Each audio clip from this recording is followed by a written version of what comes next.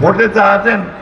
হ্যাঁ, মানে ভোট চাচ্ছি এই জন্য যে আমরা ভোটটা দিতে পারলে আমরা আমাদের সঠিক লোক নির্বাচন করতে পারবো। সেই লোক পার্লামেন্টে গিয়ে আমাদের জন্য ভালো কাজ করবে, দেশটাকে ভালোভাবে সঠিকভাবে সাজায় দিবে, তাই না? এটাই আমরা চাচ্ছি। আমরা বলেছি যে সংস্কারটা আমরা চাই।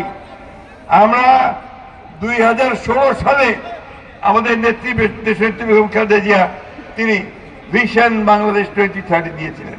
বাংলাদেশের কি হতে পারে ভবিষ্যতে 2030 সালে তা বলেছিলেন। আর আমাদের নেতা তারেক রহমান সাহেব তিনি 2 বছর আগে 2022 সালে তিনি 31 দফা দিয়েছেন। সেই 31 দফাটা কি? সংস্কার।